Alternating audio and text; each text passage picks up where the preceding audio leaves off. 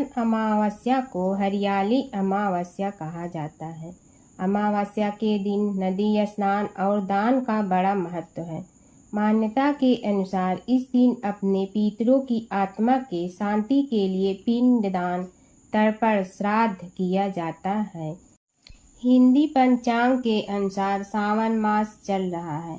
मास का प्रत्येक दिन पवित्र माना जाता है। सावन में भगवान शिव की विशेष रूप से पूजा अर्चना की जाती है। सावन कृष्ण पक्ष के चतुर्थी शिवरात्रि पूजा के अगले दिन अमावस्या का पर्व मनाया जाता है। यह पर्व आज रविवार को पड़ रहा है। सावन अमावस्या को हरियाली अमावस्या कहा जाता है। हरियाली अमावस्या की कथा। बहुत समय पहले एक राजा प्रतापी था। उनको एक बेटा और एक बहू थे। एक दिन बहू ने चोरी से मिठाई खा लिया और नाम चूहे का लगा दिया, जिसकी वजह से चूहे को बहुत गुस्सा आ गया। उसने मन ही मन निश्चय किया कि चोर को राजा के सामने लेकर आऊंगा। एक दिन राजा के यहाँ कुछ मेहमान आए हुए थे। सभी मेहमान राजा के कमरे में सोए हुए थे। बदले की आग में जल रहे चूहे ने रानी की साड़ी ले जाकर उस कमरे में रख दिया। जब सुबह मेहमान की आंखें खुली और उन्होंने रानी का कपड़ा देखा तो हैरान रह गए। जब राजा को इस बात का पता चला तो उन्होंने अपनी बहू को महल से निकाल दिया। रानी रोज शाम में दिया जलाती और ज्वार उगाने का काम करती थी। रोज पूजा करती, गुड़ धानी का प्रसाद बांटती थी। एक दिन राजा उस रास्ते से निकल रहे थे तो उनकी नज़र उन दियों पर पड़ी। राजमहल लौटकर राजा ने सैनिकों को जंगल भेजा और कहा कि देख कर आओ वहाँ क्या चमत्कारी चीज थी। सैनिक जंगल में उस पीपल के पेड़ के नीचे गए। उन्होंने वहाँ देखा कि दिए आपस में बात कर रही थी। सभी अपनी अपनी कहानी बता रही थी। तभी एक शांत से दिए से सभी ने सवाल किया कि तुम भी अपनी कहानी बताओ। दिए ने बताया वह रानी का दिया है। उसने आगे बताया कि रानी की मिठाई चोरी की वजह से चूहे ने रानी की साड़ी मेहमानों के कमरे में रखा था और बेकसूर रानी को सजा मिल गई।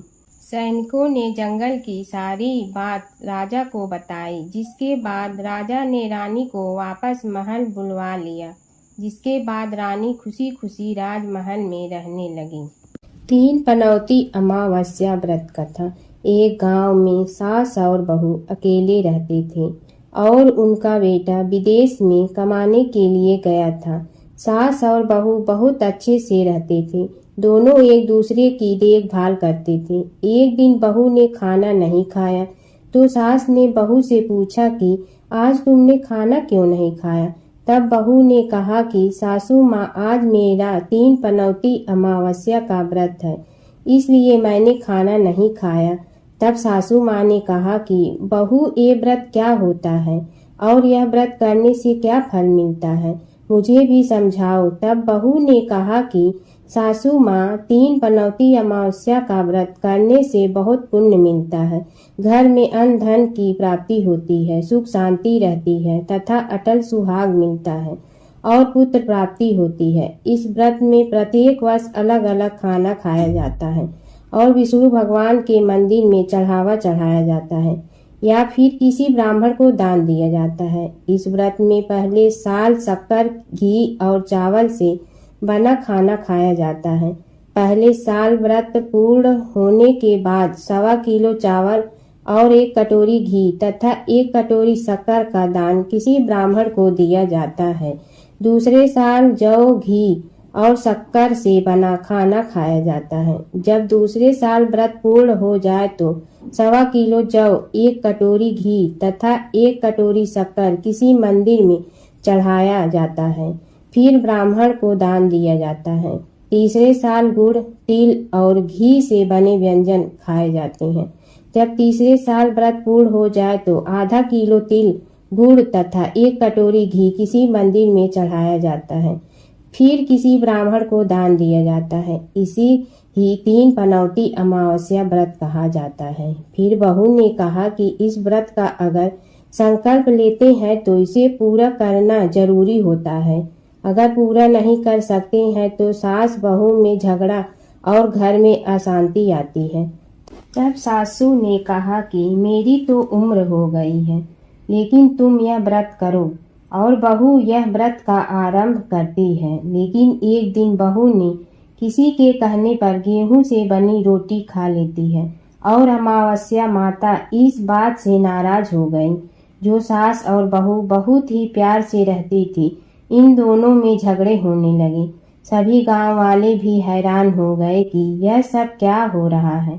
सास अपनी बहू को कहने लगी कि तुम जब से हमारे घर में बहू बन के आई हो तब से हमारे घर की लक्ष्मी चली गई हैं। तुम हमारे लिए शुभ नहीं हो। तब बहू ने कहा कि आपके घर की लक्ष्मी चली गई हैं तो कहाँ मिलेंगी, मुझे बताओ, मैं लक्ष्मी को लेकर आऊंगी। तब सासू ने कहा कि लक्ष्मी तुमको समुद्र के बीच में भगवान विष्णु के पैर दबाते हुए मिलेंगी। तब बहू यह कहकर चली जाती है कि अब जब तक मैं लक्ष्मी को लेकर नहीं आऊंगी तब तक इस घर में पैर नहीं रखूंगी। इतना कहकर बहू लक्ष्मी की खोज में निकल जाती है। जब बहू लक्ष्मी को खोजने के लिए निकलती है तब उसे बीच रास्ते में एक गाय माता मिलती हैं। वह बहू से पूछती है कि आप कहाँ जा रही हो। तब बहू ने कहा कि हे गाय माता, मेरी सासू मुझे कहती है कि मेरे आने से उनके घर में अन्न धन की कमी हो गई है और उनके घर की लक्ष्मी चली गई है, तो मैं लक्ष्मी को लेने जा रही हूँ। तब गाय माता ने कहा कि हे बेटी, अगर तुम जा रही हो तो भगवान से मेरे बारे में भी पूछ लेना। तब बहू बोलती है कि ठीक है गाय माता, बताओ, मैं आपके बारे में भी पूछ लूंगी। तब गाय माता बोलती है कि मेरा जब भी बछड़ा होता है वह मर जाता है, जिंदा नहीं रहता। तुम भगवान से पूछ लेना कि मेरे साथ ऐसा क्यों हो रहा है, मैंने ऐसा कौन से कर्म किए हैं। तब बहू बोली, गाय माता, मैं आपके बारे में जरूर पूछूंगी। यह कहकर बहू आगे बढ़ती है। अब आगे जाते ही बहू को एक घोड़ी मिलती है जिसके गले में घंटी बंधी हुई होती है। घोड़ी ने भी कहा कि बेटी, तुम मेरे दुख का निवारण भी भगवान से पूछ लेना। तब बहू ने कहा जरूर पूछ लूंगी। यह कहकर बहू आगे बढ़ती है। आगे जाते ही बहू को एक अंधा और बहरा बुजुर्ग मिलता है। वह भी बहू से अपनी समस्या भगवान से पूछने के लिए कहता है। तब बहू उसकी समस्या भी भगवान से पूछने को कहकर आगे बढ़ती है। आगे जाते ही बहू को एक बूढ़ी औरत मिलती है जो हाथ और पैर से अपाहिज होती है। वह भी बहू से अपनी समस्या भगवान को पूछने के लिए कहती है। तब बहू उसके समस्या को भी पूछने के लिए तैयार हो जाती है और आगे बढ़ती है। आगे जाते ही बहू थक जाती है और एक आम के पेड़ के नीचे बैठ जाती है। तब आम का पेड़ खुश होकर बहू से पूछता है कि बेटी, तुम कहाँ से आई और कहाँ जा रही हो। तो तब बहू बताती है वह लक्ष्मी को लेने जा रही है। तब पेड़ भी अपनी समस्या भगवान को पूछने के लिए कहता कि मेरे पेड़ पर लगे आम खट्टे ही क्यों होते हैं, इस बारे में भगवान को जरूर पूछना। तब बहू उसकी समस्या लेकर आगे बढ़ती है। आगे जाते ही बहू को एक तलाई मिलती है। वह भी बहू को बताती है कि तुम भगवान से पूछने की मेरे तलाई का पानी इतना मैला क्यों है, कोई भी इसे नहीं पीता है। तब बहू कहती है जरूर पूछ लूंगी और कहकर आगे बढ़ती है। बहुत दिन जंगल में चलते चलते बहू थक जाती है। उसे भूख भी लगी होती है, लेकिन खाने को नहीं मिलने से वह थक जाती है और जंगल में बेहोश हो जाती है। उसी समय भगवान विष्णु और माता लक्ष्मी वहां विचरण करते हुए आते हैं। तब माता लक्ष्मी विष्णु जी से कहती हैं कि हे नाथ, यह आपकी बहुत बड़ी भक्त है, आप इसके दुखों का निवारण करो। तब भगवान विष्णु कहते हैं कि इस संसार में बहुत जीव दुखी हैं, सभी अपने अपने कर्मों का फल भोग रहे हैं, किस किस के दुख का निवारण मैं करूं। तब माता लक्ष्मी ने विष्णु से विनती की और कहा कि वह भूखी प्यासी है और इसे यहाँ अगर ऐसे ही छोड़ दिया जाए तो जंगली जानवर उसे अपना शिकार बना देंगे। माता लक्ष्मी की बात सुनकर भगवान विष्णु एक साधु का वेश धारण करते हैं और बहू के पास जाते हैं और होश में लाते हैं। बहू के होश में आते ही साधु वेश में भगवान उससे पूछते हैं कि वह यहाँ क्यों आई है और कहाँ जा रही है। तब बहू पूरी बात बताती है।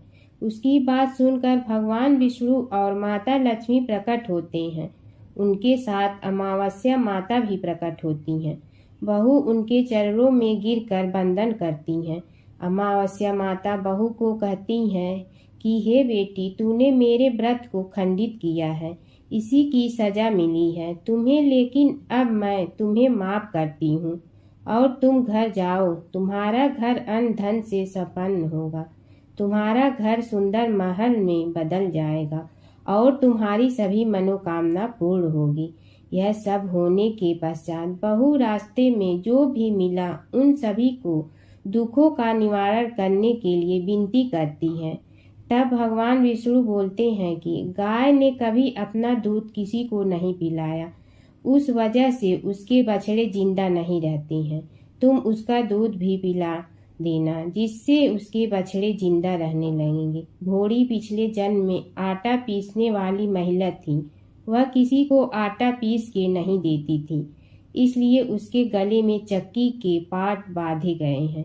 तुम उसके पाट खोल देना, वह बिल्कुल ठीक हो जाएगी। बुजुर्ग कभी भगवान के मंदिर नहीं गई और ना ही उसने कभी भगवान के भजन सुने।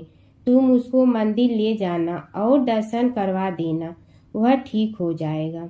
बुजुर्ग महिला जो थी उसने कभी भी अपनी जवानी में दान पुण्य नहीं किया, इसलिए उसे यह सजा मिली है। तुम उसे दान करवा देना तो उसकी विकलांगता दूर हो जाएगी। उस आम के पेड़ ने कभी किसी बच्चे को अपने आम खाने को नहीं दिए, इसलिए उसके सभी आम खट्टे होते हैं। तुम उस पेड़ का आम खा लेना, फिर उस पेड़ पर मीठे आम आएंगे।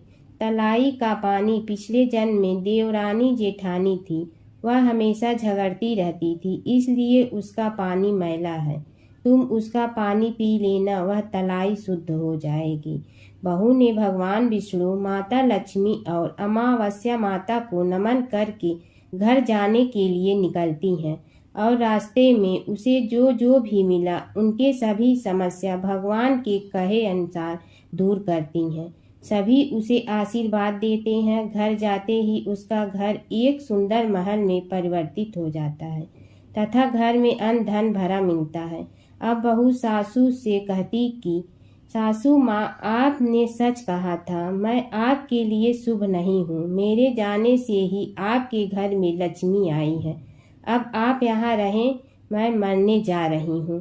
तब सासू ने कहा कि हे बेटी, यह सब तुम्हारे पनौती अमावस्या व्रत का फल है, हमें मिला है। तुम यहाँ पर ही रहोगी, कहीं नहीं जाओगी। और सास बहू खुशी खुशी रहने लगी। एक दिन उसका बेटा भी विदेश से लौट आया और घर में यह सब देखा। तब उसकी माँ ने सब बात उसे बताई। इस तरह वह लोग खुशी खुशी रहने लगे।